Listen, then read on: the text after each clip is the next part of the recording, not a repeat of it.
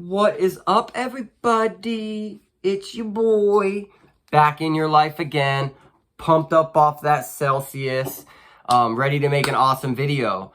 I've been looking at some of my older videos, and I saw that a lot of people like that magic thinking video. I had over 1,000 views, so I thought, let's redo it. That's kind of an old one. Let's talk about some new examples of magic thinking OCD and some of the things that you can do to work on those triggers. So, you know, this is not a guide to treatment. This is not licensed psychological help. This is just my experience living with OCD and anxiety and how I'm dealing with that today. So, magic thinking OCD is a super frustrating form of OCD because it is what its name is. It's magical. It can be anything and everything. Ooh, it's magic thinking. You know what I mean? So, some examples of magic thinking OCD that kind of go on for me would be, let's say I'm scrolling through Facebook or Instagram, and you know, there's negative posts, there's positive posts, people are angry, good things are happening, bad things are happening. Let's say the last thing you see on your feed is somebody talking about something bad that happened to them. So you get a phone call, or somebody calls you from the other room to come over. You set that phone down, you go to leave, and you're like, wait, the last thing I saw was really negative and bad. If I don't open up Facebook and stop on something happier, then something bad is going to happen to me. And the physiological response, the feelings that your body gives you is totally real. It's as if there's absolute imminent danger in that situation. And you'll want to pick up your phone, find a real happy, positive post before you move on. But you can't do that because you're only teaching your brain that there's actually danger here.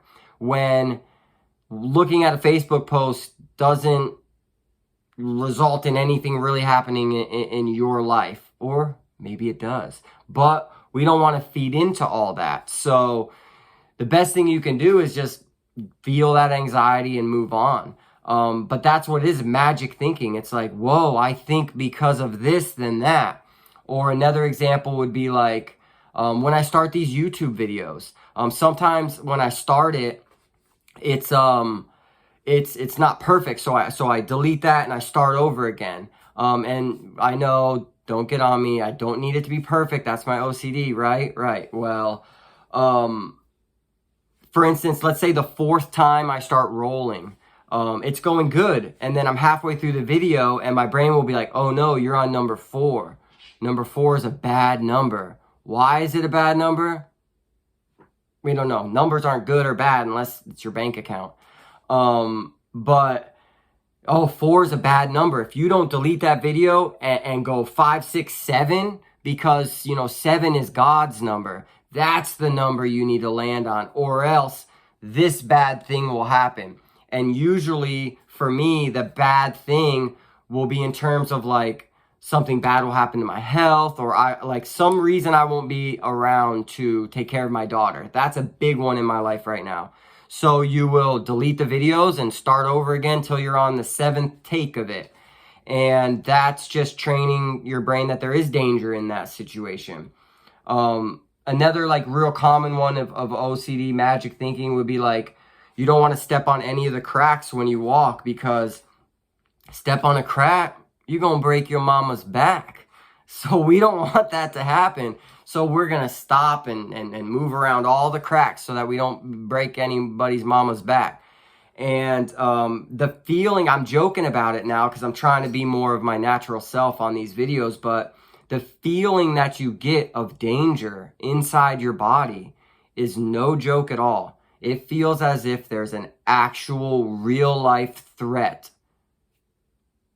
in that situation. And that's what keeps people in these cycles. And the only way to teach the brain that there's no danger in here is to do nothing about that anxiety. And then take it one step further.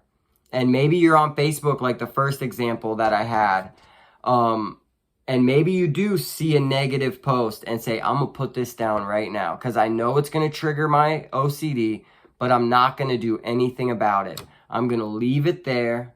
I'm going to take this feeling that I'm having with me and show my brain there's no danger here. So that's just a couple examples of magical thinking. Magical thinking, OCD, can be anything your brain can come up with that you need to do in order to prevent this bad thing from happening. So I challenge anybody who's dealing with this stuff to reach out to a licensed professional who deals with OCD, not just a psychologist, one who knows about the treatment of OCD in particular, that can walk you through ERP therapy, exposure response prevention, because that, in my opinion, is the key to peace and salvation through all of living with OCD, is doing that exposure response prevention and training the brain there's no danger in these situations. So I hope that was helpful to you guys.